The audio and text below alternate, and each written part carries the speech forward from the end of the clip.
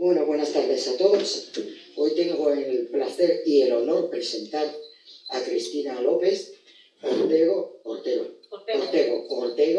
médico pediatra, que tiene máster en Historia de la Ciencia y Comunicación Científica, doctora en Historia y Antropología de América. La verdad es que a Cristina yo lo conozco mucho por redes sociales o sus publicaciones. Ha publicado en nuestra revista de Antropología y Televisiones Populares muchos artículos. Ha participado en nuestro proyecto Narrando en Femenino, otra revista que solo participaron las mujeres. Y el conocimiento de esta mujer yo creo que es inagotable. Sabe unas cosas que no me dejan de sorprender. Escuché el programa donde participa ella, Las Crónicas de Arcadia, y cada vez que habla aprendo siempre más. Entonces yo creo que hoy vamos a aprender mucho. Si prestamos atención y sobre todo nos va a envolver con la magia de lo que es la iconografía hispánica y su evolución. Así que damos un aplauso de bienvenida a nuestra querida Cristina.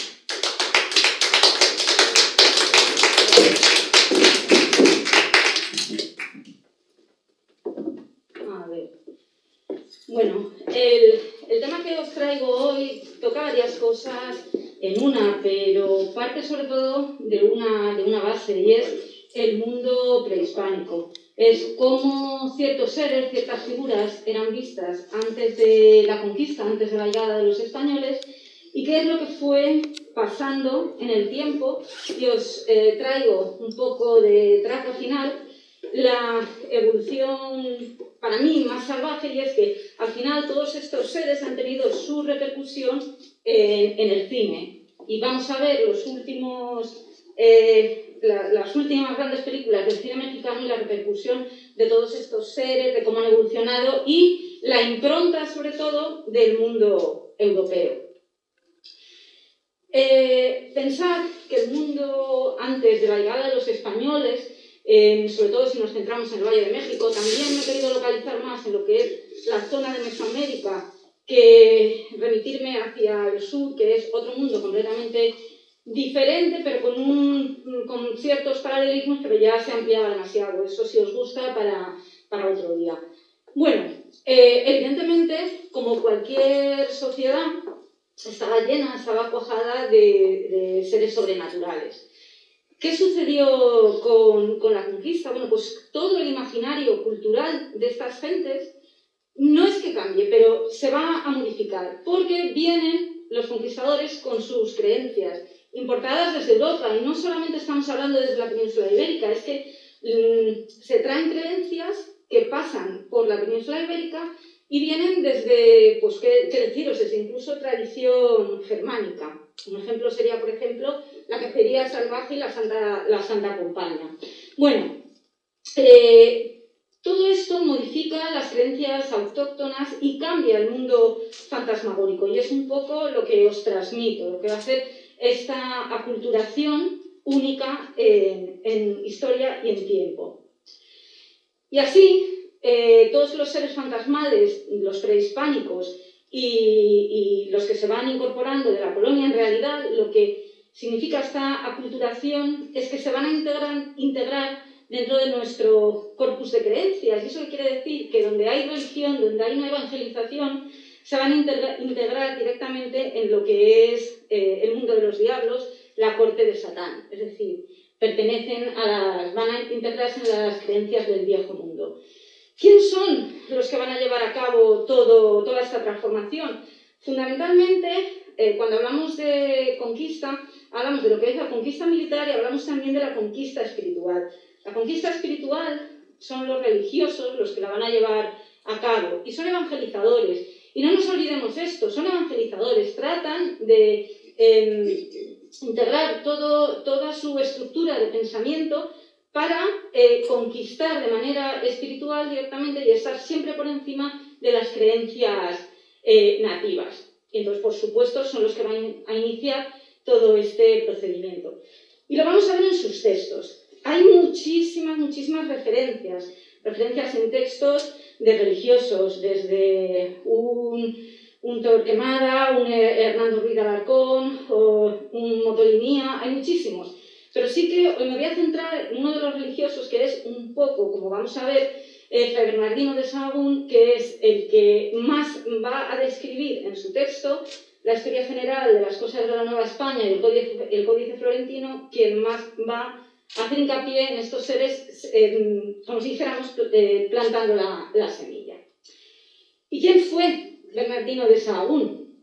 Bueno, se piensa que nace sobre 1499, es verdad que de la vida anterior a su llegada a América se conoce poquísimo, y llega con el 1529 con los primeros franciscanos a la Nueva España. Sus 20 años primeros, un poco por hacer biografía, trabajó fundamentalmente de maestro, de misionero, de administrador de conventos, y en todo este trajín, lo más importante es que se hace bilingüe y adquiere todo lo que sería el conocimiento de la lengua que se hablaba en el Valle de México, la lengua del Imperio Azteca, el náhuatl. Sobre 1558 se empieza a diseñar su obra magna, encargada por el provincial de la Orden, Francisco de Toral, pero ya se la encarga en lengua náhuatl, es decir, ya se está viendo la importancia de estas técnicas de evangelización, porque si a un grupo de indígenas, generalmente de los de alta cuna, se los enseña a leer, se los enseña a trabajar y se les adoctrina, también hay que enseñarles las creencias, y para eso tiene que haber todo un corpus de literatura escrita. Y bueno, se rodea de un grupo de sabios indígenas. Esto sucede en Tepepulco, que eso está bueno, es ahora el Distrito Federal. Se crea lo que es el Colegio de Tlatelolco, que es un proyecto multicultural donde además de todos estos sabios indígenas, ya sea el equivalente a los médicos, a los sabios, a los hierberos y demás, pues trabajan junto con los sacerdotes de manera muy cercana. Y este conjunto de sabios, él les da una serie de preguntas y se van a contestar y transcribir en 3 lenguas, en latín, español y náhuatl. Y con una serie de dibujos van a configurar en una columna con las preguntas y respuestas en náhuatl y la traducción al castellano, y en el otro lado están las ilustraciones y el documento que lleva las ilustraciones es lo que se llama el Códice Florentino. La parte castellana es la historia general de las cosas de la Nueva España. Y que en el libro 5 están fundamentalmente, son un montón de libros, son 12 libros. En el libro 5 es donde va a hablar fundamentalmente de lo que son todas estas técnicas de evangelización y donde se van a identificar, donde vamos a poder identificar y trabajar con los seres prehispánicos que evidentemente por los religiosos fueron considerados como figuras diabólicas icónicas y absolutamente de Satán.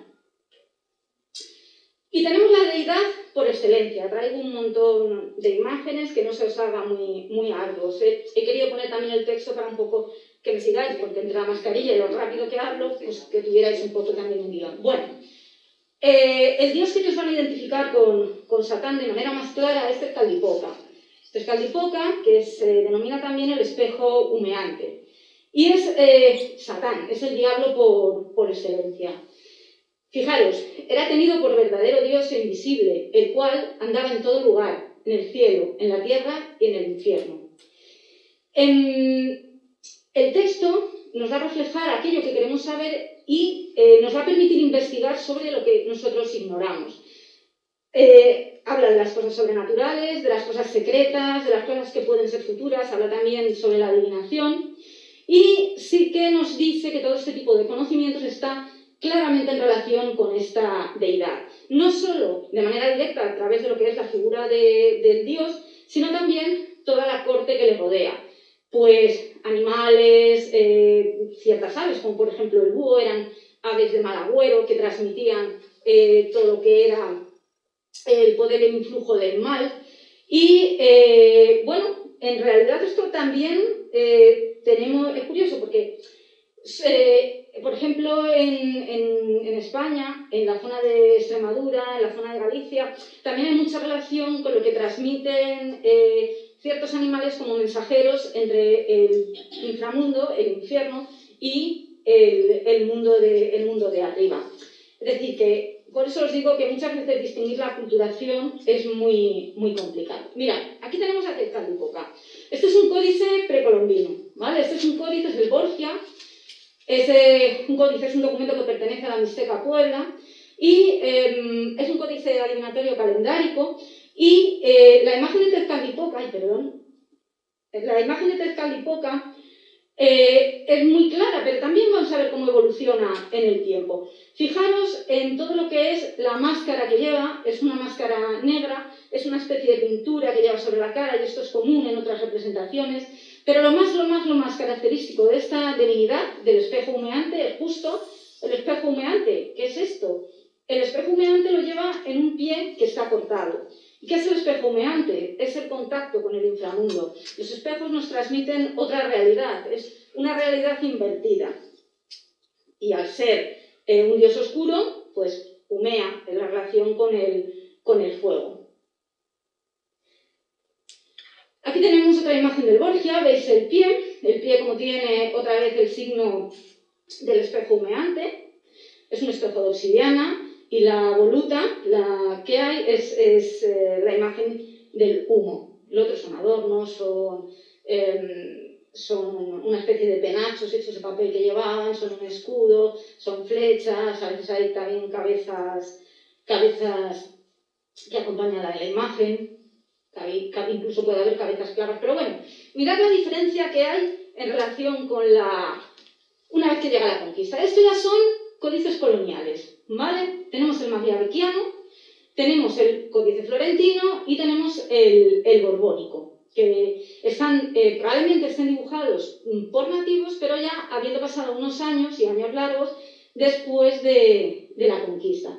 Fijaros cómo va cambiando. Realmente casi lo único que se mantiene es la imagen de la cara con las rayas, porque ellos realmente, los españoles, lo que es el espejo humeante que llevaban en el pie, realmente con ese signo, al no pertenecer tanto a nuestra cultura, no se quedaron, y esto ya está pasado por el filtro de la Iglesia. Pero bueno, se identifica perfectamente a la divinidad.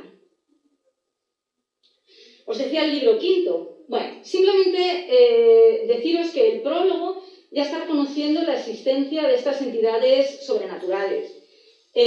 Reconocidas y admitidas, que son sobrenaturales e incluso también identificadas para los religiosos. Los nativos, van a manifestar, por supuesto, obsesión por lo oculto y muchas veces toda esta obsesión por lo oculto, en ello subyace también una preocupación por la enfermedad, por determinadas improntas que estos seres pueden hacer en el humano. Es verdad que, bueno, mucho tiempo después, este tipo de rasgos por los antropólogos los vamos a denominar factores de civilización cultural dentro de lo que es la categoría EMIC. La categoría EMIC es aquel pensamiento que hace directamente el pueblo llano. La categoría ETIC sería lo que decimos los investigadores, que muchas veces no tiene nada que ver una con otra. Bastante más fiable la EMIC porque transmite un pensamiento popular en muchas ocasiones. Y ver un poco un trozo del texto, y es que mal es este que cundió en todo él humanas linaje, y como estos naturales son buena parte de él, cúpolos harta parte de esta enfermedad. Y para que cuando llegados de esta llaga fueren a buscar medicina y el médico los pueda fácilmente entender, se ponen en el presente libro muchos de los agüeros que estos naturales usaban, y a la postre se trata de diversas maneras de estas antiguas que de noche les aparecían. Y vamos a ver estas figuras que se les aparecían por la noche, las de estas antiguas. La primera, en el capítulo 3 del libro quinto tenemos el Yoalteputzli, que es el hacha nocturna. Es una figura, es un fantasma, que supone un mal agüero, y esta entidad se la podía escuchar, pero también se la podía ver. Esta entidad parece que se golpeaba, daba golpes en la noche, incluso se golpeaba en el pecho, y hacía un ruido muy parecido a aquellos que cortaban madera. Aparecían las primeras horas de la noche, se supone que cuando era en máximo silencio y el sueño era más tranquilo. Los ministros del templo, los sacerdotes mexicas, aztecas, los tlaxcaltecas, ofrecían por la noche cañas y ramas de pino, eran los que generalmente escuchaban este tipo de ruidos, y era como si un hacha golpeara un madero, y estos golpes se denominaban las ilusiones de Tezcatlipoca, es decir, esta entidad se relaciona directamente con la divinidad que hemos visto, y espantaba y burlaba a los que salían de noche. Lo que nos quiere decir es que aquellas personas que osaban salir en la noche y se encontraban con esta ilusión, con este fantasma, podían suceder varias cosas. Una, que se viniera arriba y que fuera súper valiente y corriera detrás del fantasma. O descrito en el texto como la fantasma. Y trataba de asirla en un momento dado, se paraba, se daba la vuelta al fantasma y era la figura de un hombre sin cabeza. Era una cabeza, o sea, no carecía de cabeza cortada. El pecho se encontraba abierto en dos y esas puertas en el pecho que se abrían y se cerraban, dando esos golpes, era lo que se escuchaba. Entonces, si esta persona era valiente y era animosa y se atrevía a meter la mano dentro del corazón de esa puerta que tenía en el pecho, entonces el fantasma le podía pedir lo que quisiera. Cualquier merced, cualquier riqueza, lo que fuera, y a cambio le entregaba, bueno, lo que eran las espinas de maguey, que eran para el sacrificio. Es iconografía del sacrificio. Y aquí tenemos al paisanín, aquí tenemos el fantasma decapitado, el valiente que va detrás. ¿A más espinas que le entregara como intercambio? Mejor, más prosperidad. Si encima salía corriendo y escondía el corazón y lo envolvía, el corazón del fantasma, por la mañana deshacía el envoltorio y veía si se había transformado en algo bueno ellos consideraban que fueran o bolas de algodón, o más espinas de maguey, o plumas, la persona iba a ser afortunadísima durante toda su vida. Pero, en el caso de que se hubiera arriesgado y encontrara el carbón, o un pedazo de manta sucia y rota, entonces el augurio no es bueno, el augurio transmite miseria. Si la persona, podía suceder lo contrario, claro, si te encontrabas a alguien que se le abría el pecho como un vendaval por la noche y se le veía el corazón en medio, pues igual tenía un poco de miedo. Y se escondía en ese caso, infortunio, declarado. Más agüeros y más estantiguas, más ilusiones de Tezcatlipoca. También fantasmas, de mal agüero. El que se encontraba con ellas, si fuera valiente, lo mismo, negociaría con sus espinas. Y estas espinas, en este caso, lo que representan son los cautivos de guerra. En caso contrario, si las escupía o apedreaba, era un signo de infortunio. La estantigua también podía perseguir al señor o a la señora hasta el domicilio. Sahagún, a estas estantiguas, las describe también de gran tamaño, en este caso de aspecto masculino, y no tienen signos de mortandad. Es decir, el otro tenía la cabeza cortada y, sin embargo, este no. Las tenían más bien a modo de gigante. Pero, no obstante, recalcan que son seres sobrenaturales, que son fantasmas. Fantasmas, y yo os estoy diciendo para que me entendáis, son seres sobrenaturales. Fantasmas se van transformando en el tiempo con la colonia. Y, fundamentalmente, si veis, son aparecidos de sexo femenino. ¿Por qué? Pues porque la tentación, el pecado, el miedo empiezan a aparecer con todo lo que es las doctrinas que van sembrando los religiosos y más sobre todo en relación al mundo de la mujer. Y ahí ya vamos enlazando con la serpiente de Eva, el Antiguo Testamento, todas estas cosas. ¿Veis? La estantigua en realidad no tiene ningún signo de mortandad. No tiene ningún aspecto cadavérico, no tiene ningún color extraño, simplemente es el tamaño y sexo masculino. Más fantasmas, hay muchos, la Canesquimili, que son aquellos que aparecen en la noche. Estos no tienen ni pies ni cabeza, estos van rodando por el suelo y lloriquean como un enfermo. También pertenecen a Tezcatlipoca, es la corte de los diablos. Verlos significaba un mal augurio, infortunio, muerte, enfermedad. Si los fantasmas se aparecían de manera electiva a gente baja y medrosa, que les producía tal pánico que huían, esta gente perdería el espíritu y enfermaría directamente. ¿Que la gente era valiente a la manera de soldados viejos? Bueno, pues el augurio podía convertirse, como los anteriores, en favorable. Ya lo demás, la evolución es bastante similar. ¿Veis? Aquí tenemos otra estantigua. Y otra más. ¿Y aquí qué veis de diferente? Pues es un fardo mortuorio. Más. Vamos a salir un poco de Sahagún. Vamos a salir del mundo religioso. Vamos a mantener un poco la idea de que la evangelización, un poco lo que hizo y la evolución que tuvo, pero vamos a otro ser. Vamos a ir con el o la Nahualli Tlahuelputzli.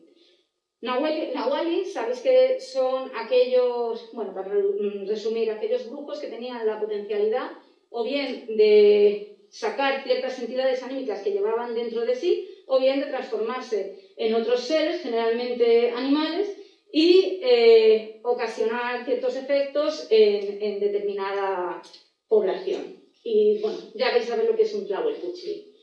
Hay un artículo de Alfredo López Austin que los describe muy claramente en 40 clases de magos en el mundo náhuatl. Y ahora vamos a hablar de lo que es el mundo prehispánico, para que veáis cómo luego esta evolución, cómo cambia todo. Para empezar, no tienen género. Puede ser hombre, puede ser mujer. Y eran seres que eran capaces de echar fuego por la boca en la noche. La traducción literal es sahumador luminoso.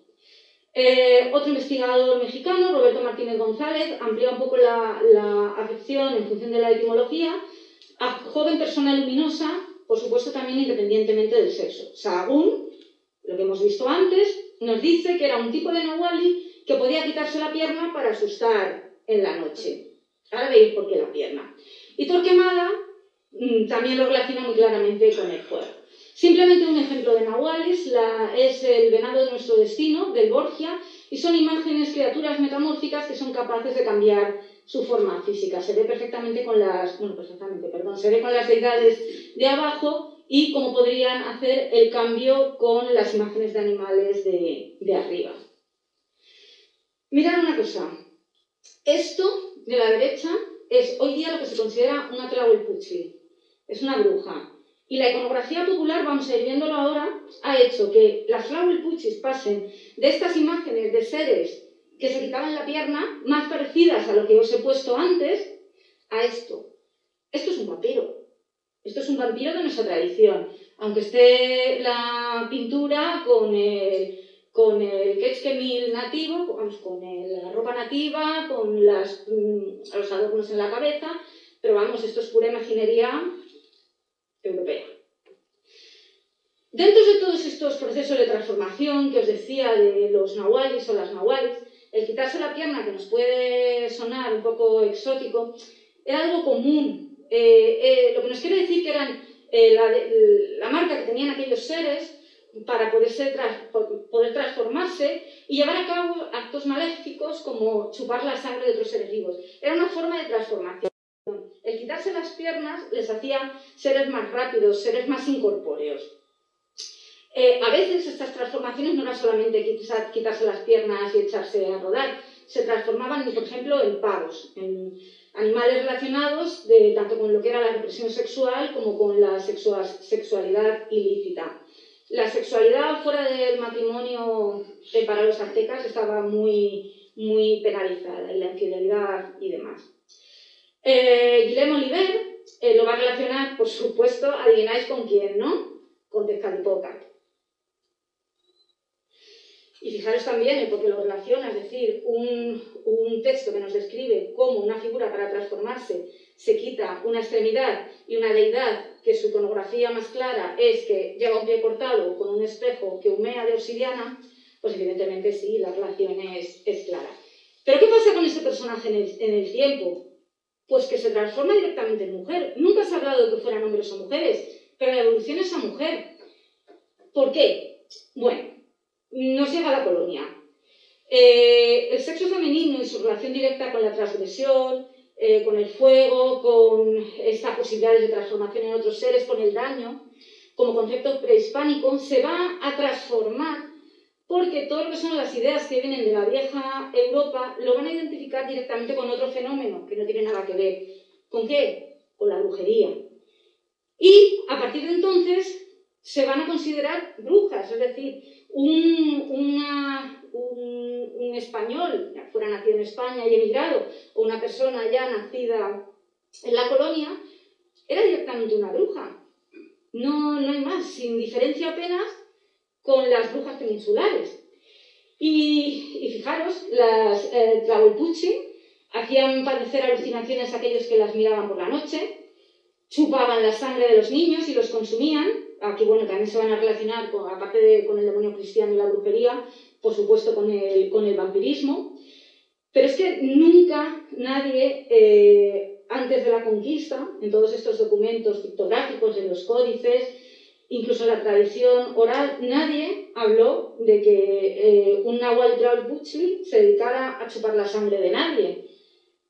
¿Veis por dónde viene todo lo que es la influencia?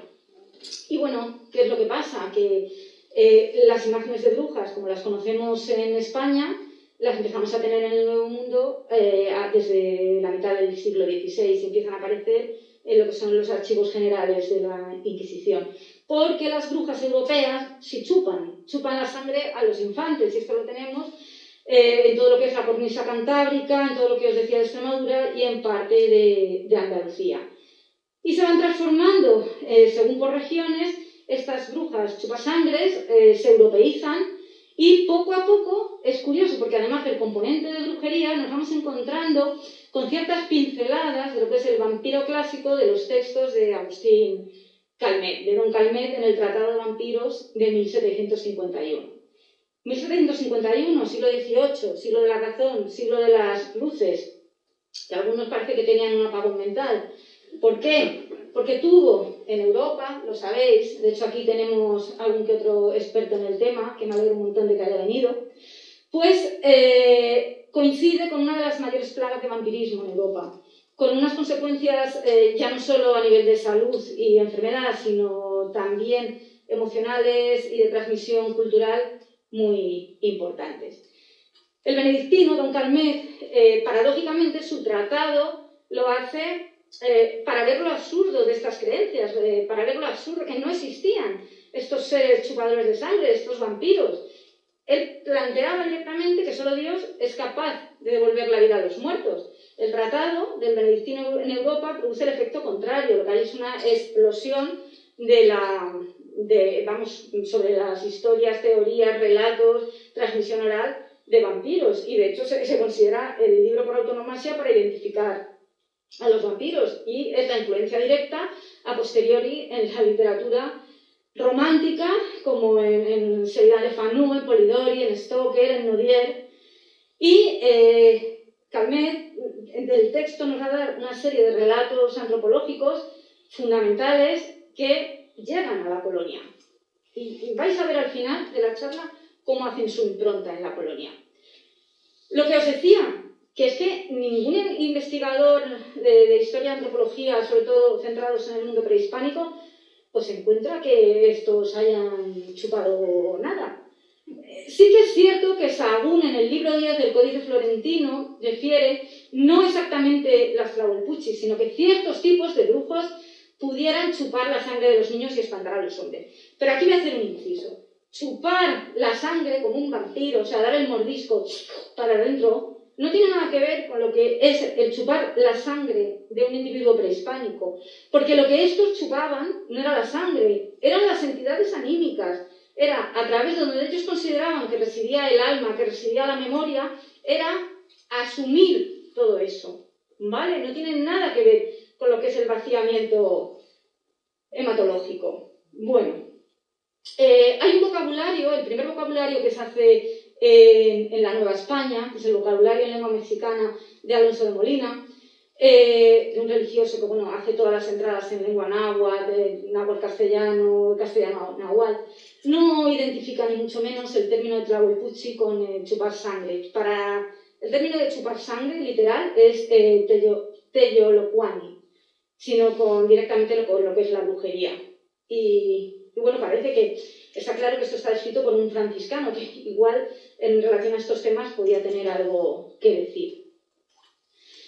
Fijaros en un tema más actual, en lo que ha llevado la Tlahuelpuchi a hacer y a ser. Entre 1917 y 1922, estamos hablando del siglo XX, el investigador marciano Netzahualcoyotl Méndez, hay un artículo precioso que lo encontráis en internet, describe que en el área geográfica de Tlaxcala hay un elevado número de muertes de niños que fallecen durante el sueño, en concreto en un pueblo en San Bernardino de Contla. Los ataques, que estamos hablando del siglo XX, se atribuyen a brujas Y empiezan a prevenirse con ciertos rituales en que usan espejo, tijeras y demás. Por supuesto, espejo y tijeras, ¿de dónde vienen? Son reminiscencias de la colonia, europeas. Absolutamente sincréticas, lo que os quiero decir. ¿Cuándo sucedían las muertes? Pues las muertes sucedían de noche. ¿Y cómo amanecían los niños? Claro, si se ponen de noche, pobrecitos míos, pues pálidos y ya con livideces, ya amoratados, cianóticos. Pero ¿qué es lo que sucede? Que es a lo que yo voy, la importancia de la tradición. Las autoridades judiciales y políticas deciden respetar las tradiciones en contra de los religiosos del lugar que decían que esto estaba dentro de lo que era la más absoluta superstición. Y, como veis, en las actas de defunción meten que 8 niños fallecieron por mordida de lupa. Esto está en archivos municipales. Hay otros 2 casos, es una serie de 10, que se van a atribuir las muertes a otras entidades, pero bueno, ya entidades médicas como la alferecía, bueno, la apatía y la calentura o fiebre. Con esto os quiero transmitir la influencia que pueden tener determinadas creencias en las poblaciones y poblaciones relativamente actuales y que incluso gentes que conviven con nosotros pueden dar una importancia a la tradición que realmente la viven, realmente la creen.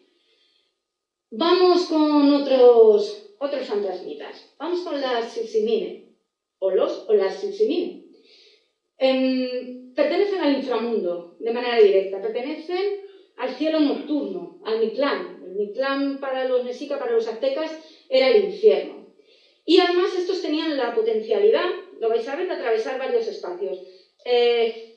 La cosmovisión del mundo mexica, azteca, no es exactamente como nosotros, que tenemos cielo, infierno, no. Estos tenían varios campos donde moverse y tenían una bóveda celeste, tenían un inframundo que era considerado como el cielo nocturno, el espejo de la bóveda celeste, y tenían el plano terrenal, y a través de los axis mundi, que eran pasillos, se podían comunicar entre unos y otros. Bueno, evidentemente, los lugares oscuros van a pertenecer al inframundo.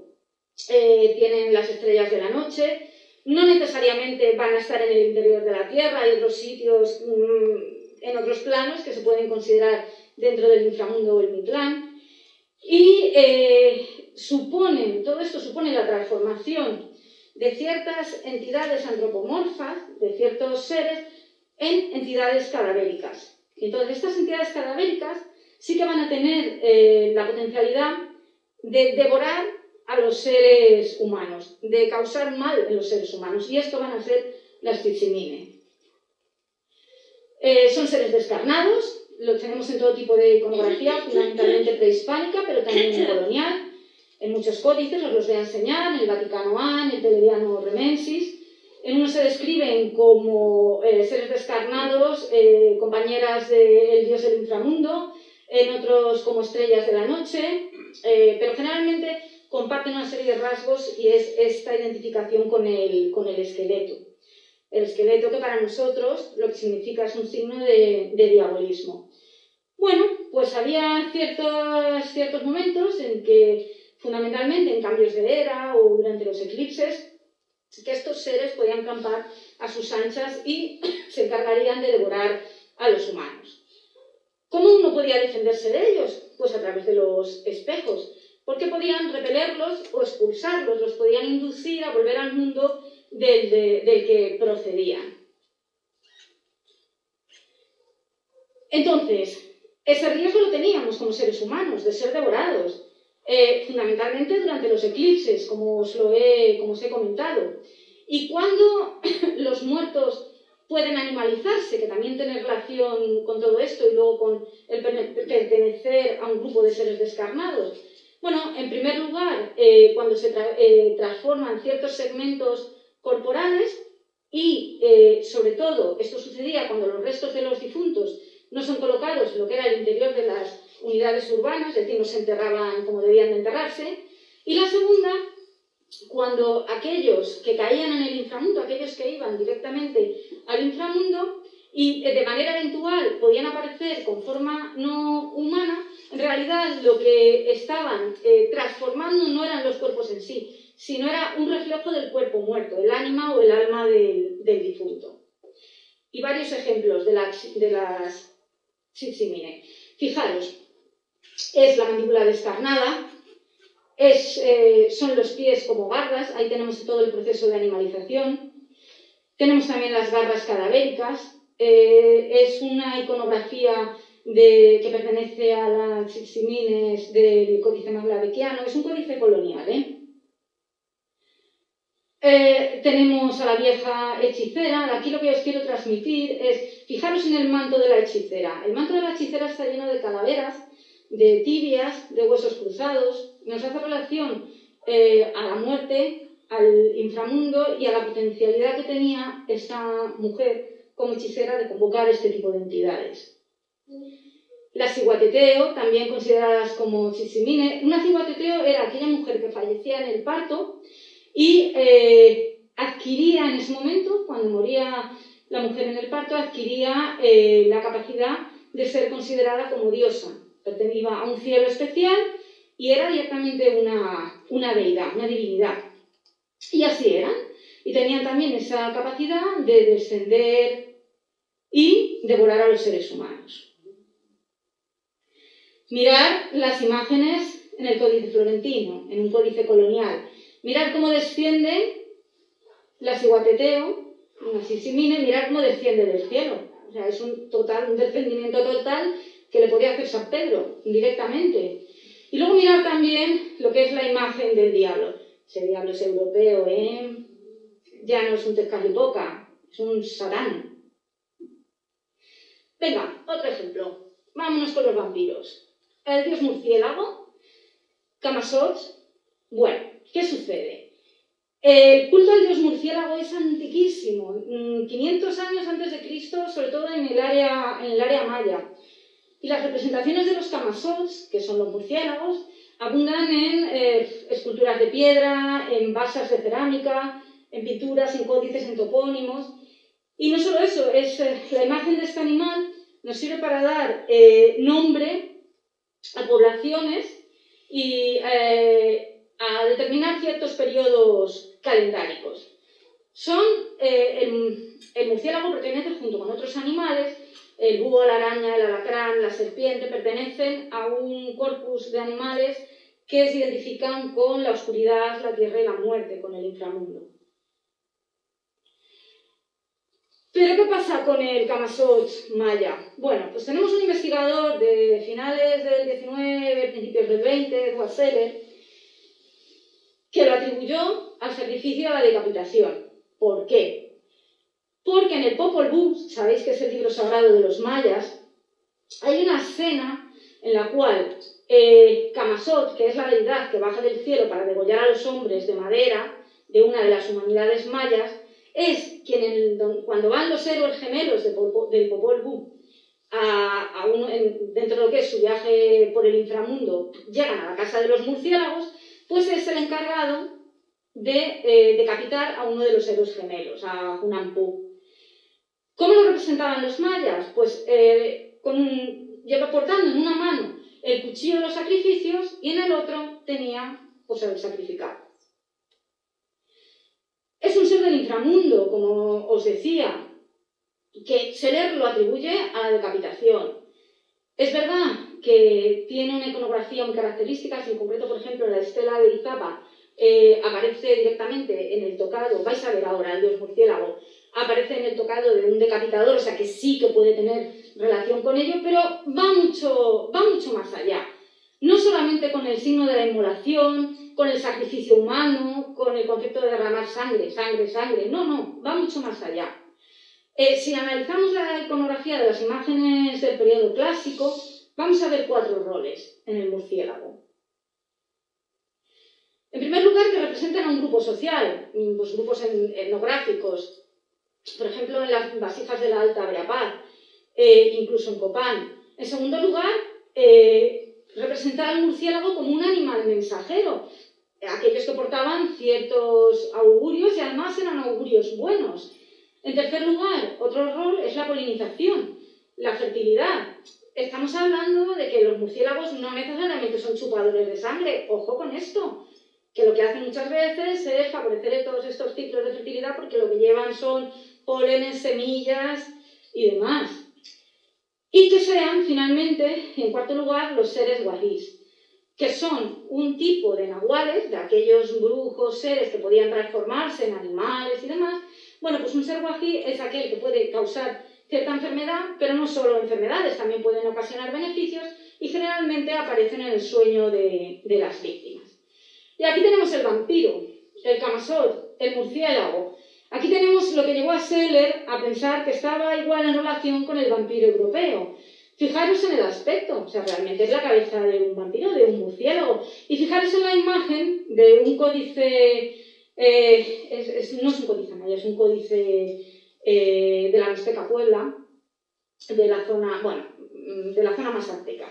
Y ahí le veis, es la tercera imagen, veis cómo tiene el corazón en una mano y en la otra está el sacrificado, sangrando como si no hubiera un mañana, que es eso que le cae del cuerpo, y con la cabeza también a medio que. Estos son los seres wahís, ¿vale? Como veis, son representación de unos determinados brujos que están absolutamente humanizados y que eran capaces, estos son glifos mayas que nos transmiten la relación que tenían estos seres a la hora de producir enfermedades. Ahora viene, para mí, la parte más descriptiva de todo lo que os he ido contando, porque todo esto diréis, ¿no? Esta nos ha metido una turra con Tezcatlipoca, los mayas, bueno, fijaros en esto. Fijaros en el cine. ¿Qué ha pasado en el siglo XX? Porque podemos hablar de la Tlahuelpuchi y la repercusión en una zona concreta, pero es que estamos hablando de todo México. Y quien dice México dice que prácticamente la totalidad del mundo que habla castellano, porque es que esto llegó a nosotros. Fijaros, ¿qué pasa con el cine? Mitos que se relacionan con la brujería y el vampirismo, habéis visto que tienen unos orígenes diferentes, pero conforme vamos avanzando en el mundo colonial y nos vamos metiendo en el mundo moderno, se han ido asimilando con la tradición europea. Vais a ver los vampiros y el cine. Hay dos hitos, 1930 y 1972. ¿Por qué? Porque en 1930 tenemos la identificación de México como país ya no solo independiente, sino como una supremacía sobre el resto de países latinoamericanos, con una identidad nacional muy importante. Y en 1972 es el declive del cine mexicano y vais a ver las imágenes cómo es lo que nos está trasladando. En relación a todo este terror gótico, están reflejando no los seres prehispánicos, están reflejando los seres de la literatura europea del XIX, los seres del romanticismo, aquellos que también han sido retomados por el cine alemán, europeo y por supuesto por el cine de Hollywood, por la Universal. Y vamos a ver todas estas películas, porque a final de los años 60 hubo ciertas películas, pues aquí las tenéis, Pánico de Julián Soler, La puerta y la mujer del carnicero, de Alcoriza y de Rodríguez y Chano Urueta, y no solamente abordan lo que es el terror más físico, sino también el terror psicológico. Todo este fenómeno empieza a incluir historias de vampiros, fantasmas, científicos locos, cuerpos que resucitan, autómatas, hombres lobos, momias, zombies, brujas. Estáis viendo que es lo mismo que sucedió en Europa. Tiene, porque lo vais a ver, tiene un puntazo, que lo vais a ver. Y el mal empieza a representarse a través de objetos fantásticos como un hacha o una mano asesina. Vamos a ver, lo de la mano asesina. La mano asesina tiene una importancia tremenda en el mundo prehispánico. ¿Habéis visto? Os he enseñado las chisimine. Y dentro de las chisimine, las que se llamaban las ciguateteos, las que bajaban planeando desde el cielo. Las mujeres que fallecían durante el parto, los cadáveres tenían que ocultarse de tal manera que no se encontraran, porque había un ejército de personajes que las buscaban, que las desenterraban, que las troceaban y luego comerciaban con sus restos a modo de amuletos. ¿Y el más codiciado cuál era? Pues la mano. ¿Y a qué nos lleva esto? ¿Habéis oído hablar de las manos de Gloria? Harry Potter. Y aquí, ¿dónde estamos? ¿Estamos usando un mito colonial? ¿Estamos usando algo prehispánico? El caso es que algo estamos usando. ¿Cuál es la película primera de terror que se filma en 1933? Pues La Llorona. La Llorona sabéis, ¿no? Es el mito de aquella mujer que le matan, bueno, desaparecen los hijos y llora, llora, llora y se convierte en uno de los presagios de la caída de México-Tenochtitlán, porque Moctezuma bueno, pues se le aparece La Llorona, etcétera, etcétera. Va a inspirar luego también dos versiones en años subsecuentes y luego tenemos una muy reciente, pero ya es gringa perdida. Fijaros, 107 películas de terror entre 1933 y 1972. El vampiro en un tercio de ellas.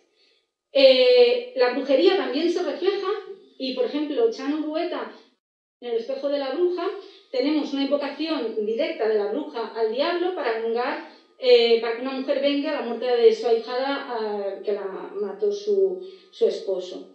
Y luego, por ejemplo, en 1969, las vampiras de Curiel reviven adorando al diablo y se van a vengar de los humanos que destruyeron sus ancestros.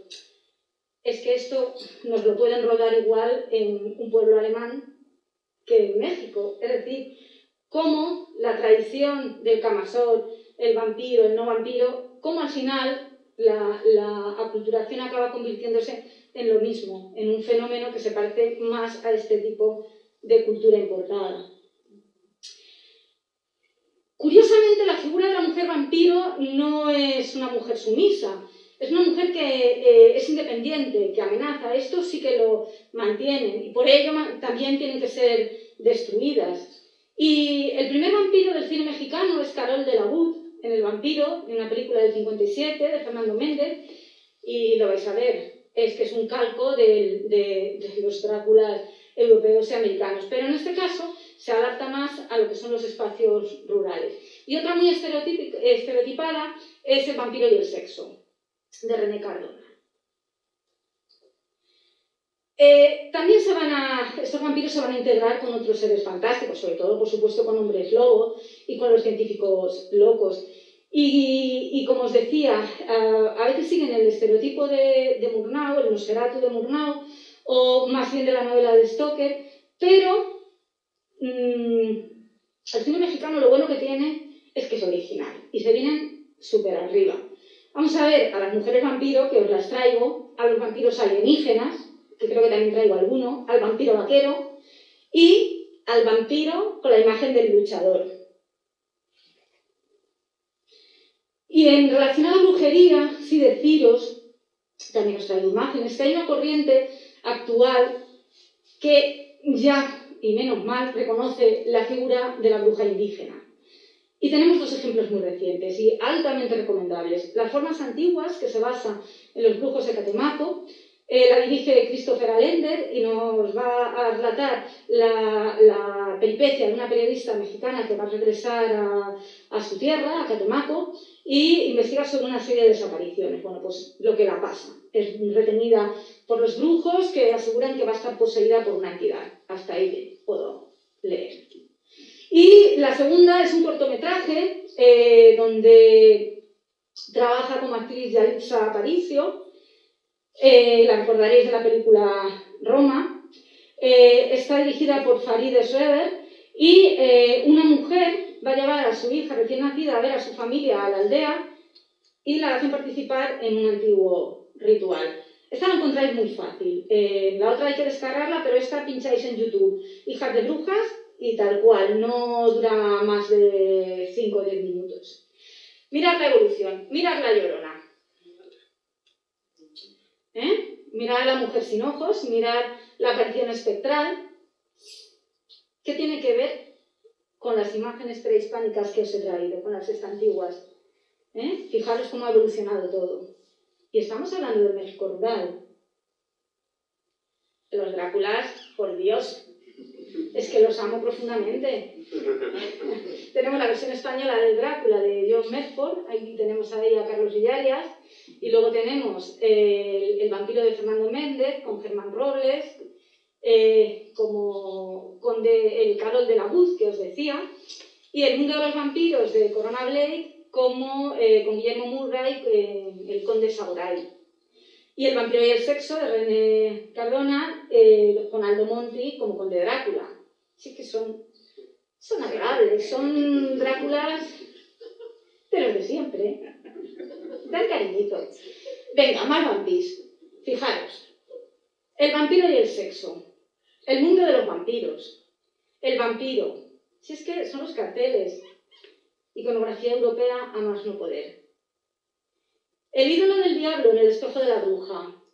Con una especie, yo no sé si lo veis, de cosa que le sale por aquí, que no sé si pensar si es un falo salvaje, que me extraña pensarlo porque la imagen... Pero bueno, esto le salía al diablo. Y luego tenemos la sombra del diablo en el santo contra las mujeres vampiro. El santo contra las mujeres vampiro es un luchador. Es encantador. Brujo vampiro extraterrestre en El varón del terror. No tiene desperdicio alguno. Y vampira extraterrestre en Las naves de los monstruos. Vampiras espectaculares, todo hay que decirlo. Una iconografía... El hombre ya podía salir hecho un espanto. La mujer, impecable. En fin, una época. El vampiro vaquero en El pueblo fantasma. Hay que terminar los dientes, como para que te enganche. Y el cine actual. La importancia del cine actual. Las formas, la de los brujos de Catemaco, las formas antiguas, es espectacular. Esto sí da miedo. Eso es una imagen con la raya de quién. ¿Quién tenía esta iconografía? Oye, nuestro amigo Tezcatlipoca. Ahí le tenéis. Y Las hijas de brujas, el corto que os comentaba. Y esta es Yalitza Aparicio. Y es completamente un ritual. La pena de esta película es que no es totalmente en castellano.